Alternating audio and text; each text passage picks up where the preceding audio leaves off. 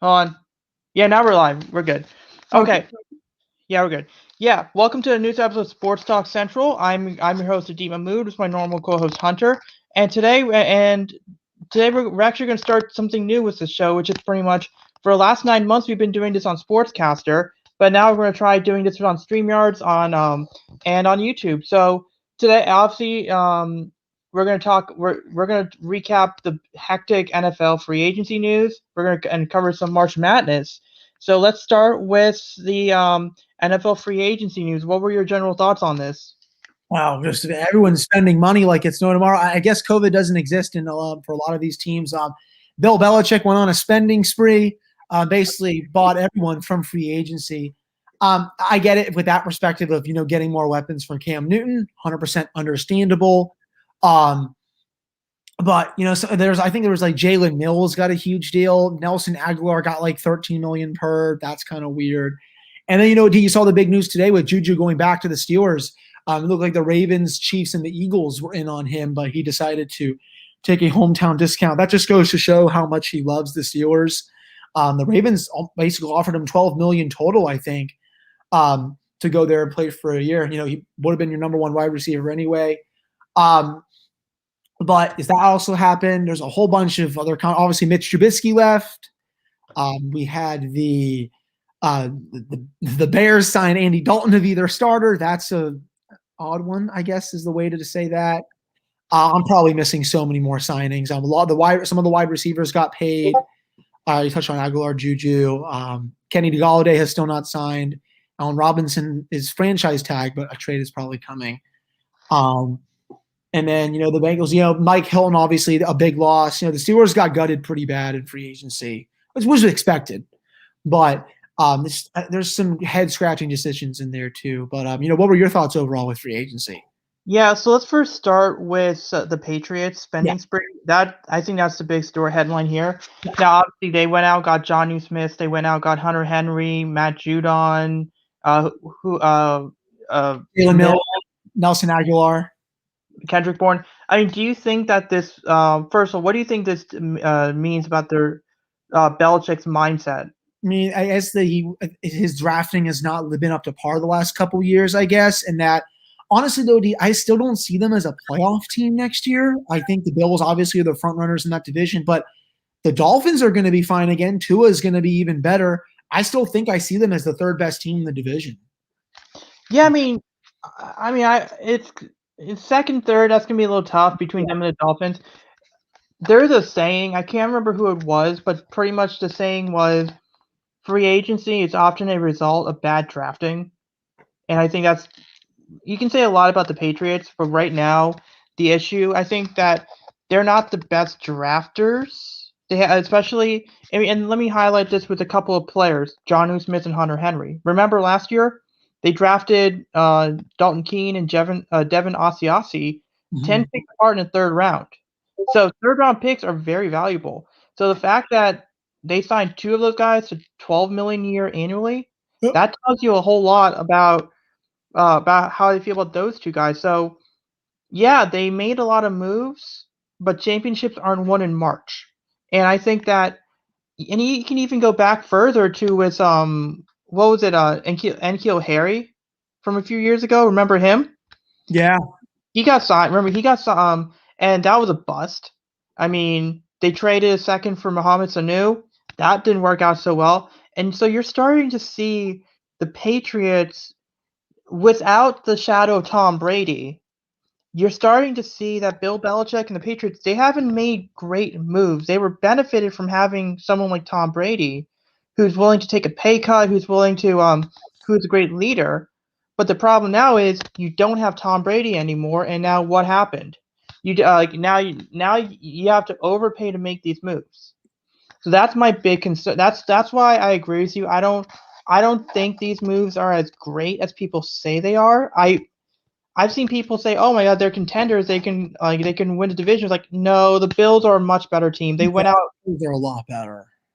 Yeah, and they went out and got re-signed their linebackers, some of their linemen. They went out and got Emmanuel Sanders. I mean that receiving room is going to be filthy. So I mean, with the Patriots, It's great. We'll see what happens. I just don't think that they are a good team, and so we can move on to the next aspect No, of it. And they're not good, but they're not bad. I see yeah, them as like an 8-9 win team next year. yeah. Yeah. And then we'll move on to the next topic about free agency, which is hold on, let me just get the banner up there, the wide receiver market. Mhm. And one of the thing and one and we saw it slow down for a little bit. And we Mhm. saw that and so now we can talk about let's just talk about with Smith Schuster. Let me just say this to like there's a I because I see a bunch of Ravens fans out there saying this bringing this up. Mhm. Here's the issue that I have with because a lot of Ravens are like, we need Lamar to get a number one guy. Well, first of all, this is a run heavy offense. You're not going to get a guy to say, oh, I'll love to play on that offense, even though you do have benefits. Second, you're about to pay Lamar $40 million a year. Yeah. You're about to pay Mark Andrews $14 million a year. You're about to you have Bozeman and you got to pay him. There's guys you got to pay.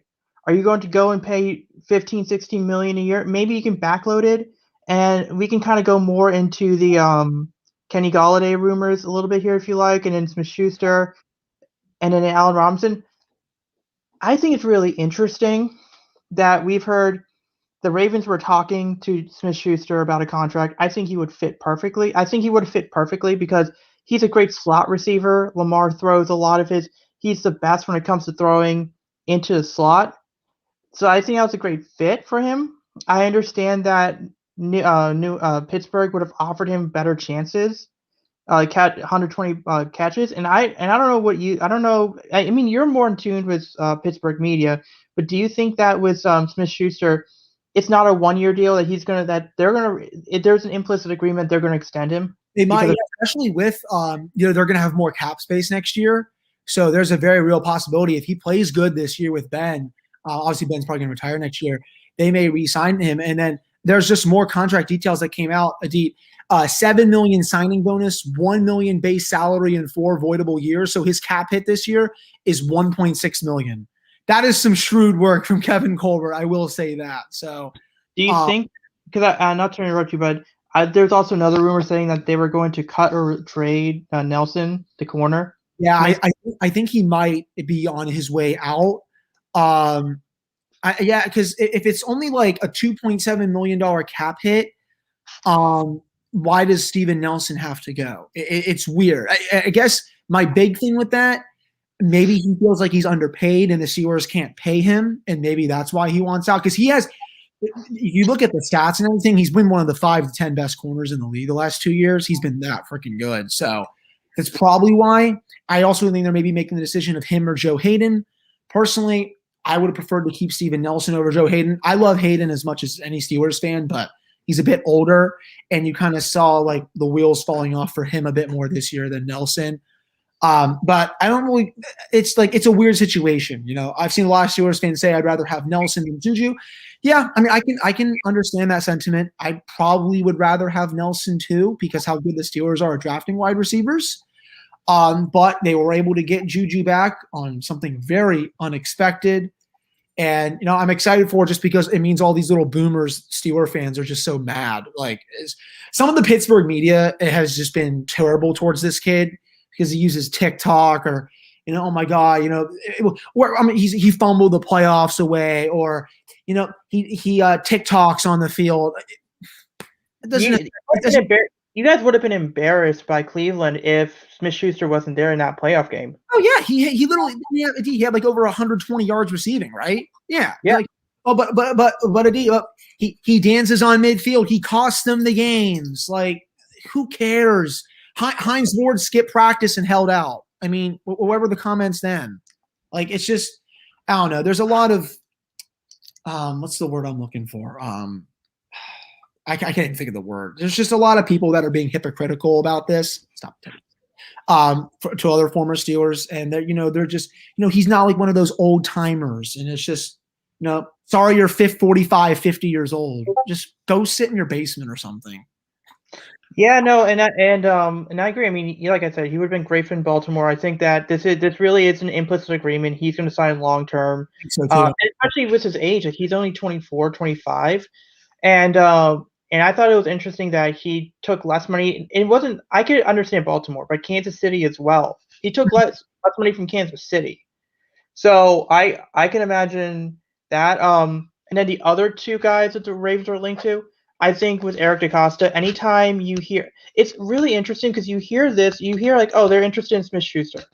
Then you hear, oh, and we're getting Allen Robinson like, oh, they're having these discussions. They're talking to Galladay's agent, and now there's and then I So thought it was I thought it was like something's up here because I don't know if they're interested in Galladay. I don't know if Todd Francis agent's using the Ravens to up the Giants offer. I don't know what it is. I don't know if it's DeCosta trying to get Juju to agree to go to the Ravens. I don't and we can kind of go into the Allen Robinson thing where he signed his franchise tag. Maybe Eric and Ryan Pace are having discussions about a tag and trade. Maybe it's Orlando Brown and a draft pick goes to Chicago for Allen Robinson in a draft pick. I think that Allen Robinson the 20th overall pick for Orlando in the 27th. That's fair. I mean, Ravens don't lose picks. I think maybe that's what they're trying. Maybe that's what the whole plan is.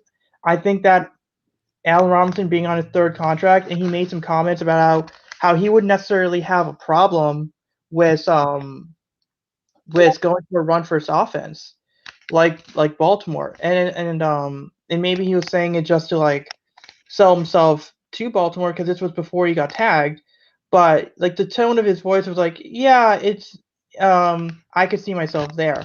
Now, what was I saying? And then so I mean we'll see what happens with the Allen Robinson thing. I think that they have a trick up their sleeve, and then oh yeah, there's another thing. The other gripe that I have with Ravens fans, they're talking about comp picks, and we'll move on to some another rated move I thought that could be really great for the team that signed this guy, but the Ravens they are into their comp picks, meaning that, and for those who don't know, it's if a player gets cut and signs with another team, comp picks are essentially extra draft picks. Mhm. So if you sign a guy who wasn't cut based on the contract worth or how much a guy's getting paid in playing time, you'll get a third, fourth, fifth, or seventh comp pick for the compensation pick for compensation. Now the Ravens like to use those comp picks. In fact, they've had the most comp picks since '96 of all the teams. And a lot of people, Ravens fans, are upset because like, oh, we're not going to sign this guy for comp picks. Like, first of all, they're extra draft picks. You could always use them to trade up, trade down, gain extra pieces, afford one or two more big price contracts. So for me, I have no. So I'm fine with that strategy. I think it was interesting that them going after Smith Schuster with that contract kind of means that they really weren't like they're not afraid to lose comp picks if they need to, but with Allen Robinson, you could get Allen Robinson on a long term deal without giving up a comp pick and still have enough money for Lamar and Mark Andrews. That's a win-win scenario for Eric. I think that he's considering that. But it's really interesting. I just wanted to point that out because there's a lot of Ravens fans that are upset, like, oh, we need a number one guy, and it's like, well, we need an O line. And we got Zeitler. Yeah. So before we move on to, we'll finish up one more thing with the wide receiver talk. Was there a signing, and it doesn't have to be a receiver or not, that was like underrated? And I can start with mine, and I think it's the Washington football team made two under the radar moves. One was Curtis Samuel, Mhm. pairing him with his old college teammate, Terry McLaurin. And then also, I think the Washington football team is now becoming the Ohio State football team. I know, yeah. And they actually have a quarterback next year, dude. That's the big thing there. That Ryan Fitzpatrick is probably going to start all 16 games, I would imagine, I think, for them. Yeah. So, yeah, they'll be I know they'll be a contender in the NFC East because that division is so bad. But if Dallas is healthy, I think they'll win the division. The Jets had that. What receiver did they sign again? Do you remember who it was? Corey Davis and Keelan That Cole. was a great signing, I thought. That was really shrewd by the Jets there, getting whoever their quarterback is going to be. Is it going to be Sam Darnold? I'm not really sure. That's why I thought there was a chance Smith-Schuster could go to the Jets with that whole UFC connection. Mm-hmm. Yeah, that was a good move. I like that Corey Davis move to the Jets. That was really underrated, I thought. And then, oh yeah, did you see the Bears trade proposals for the Seahawks? Oh yeah, Like 3 first-round picks for Russell Wilson. What's Deshaun Watson worth? we're not gonna get into. Yeah, I know. Uh, we're not getting into the other thing with Deshaun Watson, but I would say that well, with Russell Wilson, I mean that's insane that the Seahawks didn't take that offer, because I think I've said this like last week on the show that Russell Wilson within the next 2-3 years won't be on the Seahawks. Yeah, Like I think 3 first-rounders, I think a second-rounder, and like a roster player they offered or something. Yeah, like Khalil Mack and someone else. Wow, I'm stunned that they did not take that. That's a hell of a. That's 3 first-round picks in 3 straight years. Yeah. Yeah. So while we're doing them, of course, I'm looking at I'm looking at some Twitter to make sure there's some other stuff here. But no, I mean, I think that the Seahawks, I don't know what they're doing this offseason. Miami, they went out, got Will Fuller. Yep, saw that. Yeah. Let's see. I mean, he gets injured a lot. Big play receiver gets injured a lot, and then I don't know what they saw, but for some reason they looked at the Ravens center position of play last year, and then said that's Skura. That was a little weird. I'll say that. Yeah, and then I mean, a few other surprising moves I had was Mike Bengals. That was a surprise for me. I did not think he would go there. That was very surprising to see. And then good for Bud Dupree. Very happy for him that he got his money. Loved watching. I was hard on him for his first few years there, but those last 2 years, so much fun to watch, and I'm so happy he got his money. He's going to kill it down there in Tennessee. Oh yeah, so I think those were some of some of the good moves that they made. I found it hilarious going back to the Bears. You had Alton say, "Oh, I'm the starter."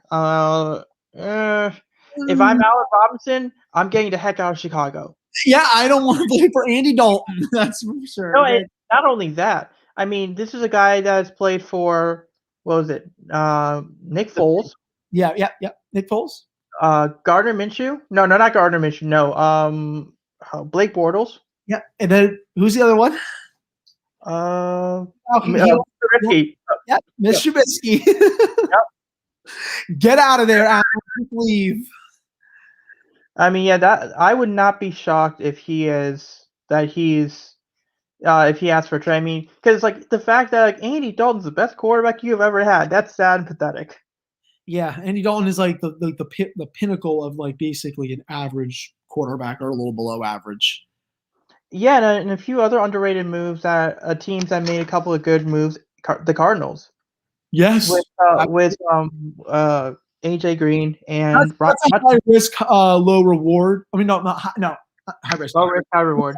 High reward. Excuse me, I had that backwards because it's a 1-year deal. If he plays really well, he'll get paid next year. So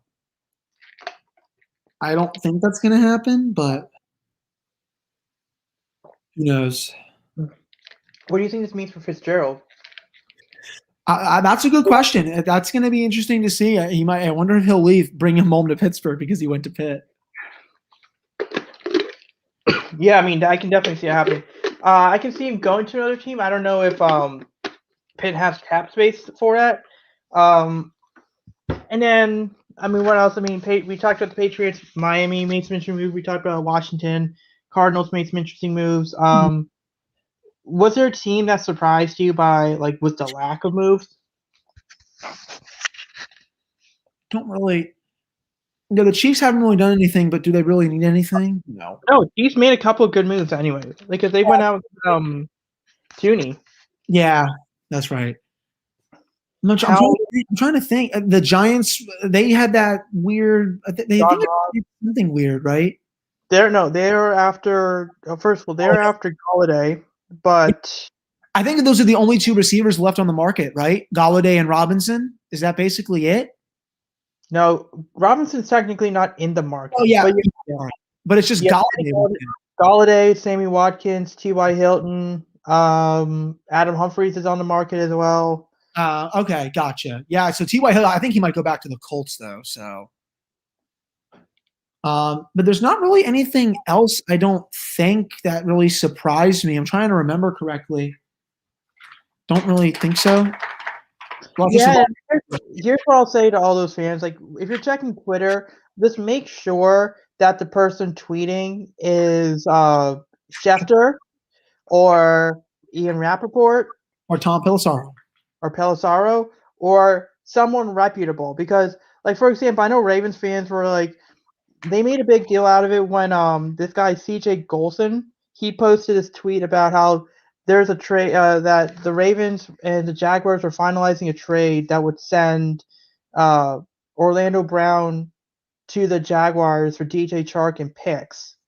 And then half the Ravens fans, like I said, like that want a receiver, like, oh great, we're getting DJ Chark. And the other half was like, who the heck is this CJ Golson guy and why would he have this information? So whenever you have this, when you have these people, uh, make sure just question it because they're saying like he's now saying stuff like, oh, Kenny Galladay and is close to an agreement with the Giants. I don't buy into that at all. I don't think that. I mean, he might end up with the Giants, but it's gonna be really confusing. NFL rumors that Twitter account, just be real careful. So it's one of those weird times, and then obviously you have those fake Ian Rappaport or Schefter accounts. Yeah, Barry. Yeah. Everyone knows who Barry is. So Yeah, so I think what we can do now is we could move on to the Virginia Tech aspect oh man, of it. that was crazy. I mean, what do you think went wrong with that loss? They just 6 minutes in the second half, man, they couldn't hit a shot. That's where they lost the game right there. Sure, they got it to overtime, but then you have Aluma and Mutts in foul trouble. That sucks. I mean, they couldn't stop that. What's his McCastle? Or I don't even Castleton. Yeah, couldn't stop him just because he's the biggest guy on the field, and you're without Mutts and Aluma. At least they're on the right path, though. Nope, not this toy, Teddy. She's playing with this annoying toy. But they're on track. That's the big thing. I really think they're going to be even better next year. Storm Murphy coming. I know you saw that. That's ginormous. He averaged 18 points a game for 40%, 40% 3-point percentage as well. He's a point guard, right? I believe. Yeah. So that's huge. I mean, it's also I saw this tweet too from Sheldon, who runs the Diablo fan account. He's awesome, by the way. Great, really nice guy. You can't win that kind of game, man, with your point guard, no points in 30 minutes. Like, that's embarrassing. And, BD, for as much as, fun as he's been on this team, he's not a good shooting guard. He doesn't shoot a lot. And he's just kind of there. And it was unfortunate that this is annoying. It's just unfortunate that they couldn't get any good point guard play this season. It was honestly just shuffling around a bunch of people. Now next season you'll have Storm Murphy there. That's huge. They'll have their best point guard since probably Robinson was there. I miss his presence so much. Yeah, so I mean, I think the big thing here is, and I think we saw this last year as well, and in the last couple of years, the Tech has been last few years have been great when it comes to shooting 3-pointers, and they could put up points, but they've had cold streaks for the last few years where you're right, they don't score within a 5-6 minute span, they can't make free throws. That's where they fall flat. And now we definitely feel better about what they can do if there's a cold streak. It's not like they're going to really fall apart. But that being said, I don't I think we're on the right track. I think that getting Storm Murphy is huge. Yes. Our recruiting's getting better. I mean, but also think about it like this: when Buzz Williams left, how many of those guys? Well, granted, some guys went into the draft, but how many those guys transferred? And then 2 years later, we're in the NCAA tournament, and we're not even and we're just getting better and better. So I think there is a bright future for this team. Now, where this where this team go where this team goes next year, I'm excited to see. We'll see what happens Really there. excited for year 3 of them. First year, bit of a struggle, but it's his first year. Second year, you get to the tournament. I mean, remember how long it took Buzz Williams to get going here? I think it was like year 2, they made the NIT. Then they made the jump to the tournament. Then the Sweet 16. So we're still got a little ways to go, but they, like I said, they need that, have that point guard. And I think Young talked today. He wants another post guy. Is what he said is his big goal for this offseason. So they have Aluma's coming back, right? Is that correct? Yeah. Yeah. So I would come back. Mutz is going to come back. Jalen Cone will be healthy. That was huge not having him there. And then you'll have Hunter Couture, Tyrese Radford. You really only have Beatty leaving, if I'm not mistaken, right? I think it's just because I think that the other guys have, like, at the beginning of the year, it looked like some of these guys have done enough to, like, maybe go into the draft, but maybe they stick around. I mean, I'm still shocked Jalen Cone it still was Tech because I thought that, like, when he committed, it was like, oh, it's just gonna be a 1 year thing and he's going to go and go to the NBA. I mean, but the fact that he might be in his third year, that's just exactly. Yeah, and then I don't think there is there's other news. I mean, spring practice is happening, no recruiting news there. In baseball, I mean, there really isn't much. I mean, we're getting closer to the start of They kind of rest a little bit this week in baseball. They're not a machine, guys. Yeah. Yeah, and then I think that will cover what we need to cover in today's show. Thank you all for listening. For a late show too, I was watching the game with just a friend here, so Yeah. we'll be back rescheduled next week for sure. Yeah. So like we're gonna come back next Friday around 2 p.m. and we're gonna basically do the same thing. Talk sports, mainly baseball, football, and Virginia Tech. Hopefully you guys would be come back, and then we're gonna post. So we're gonna post a link to the show on our Twitter accounts. Mine is at Adit Mahmood or Adit M at Hunter Hodes, and then we're going to what's the word? We're going to put the link so in case you missed part of it, you can go. You can rewind. All right. I'll see you next week, Hunter. Yeah, I'll see you next week, man. Yeah.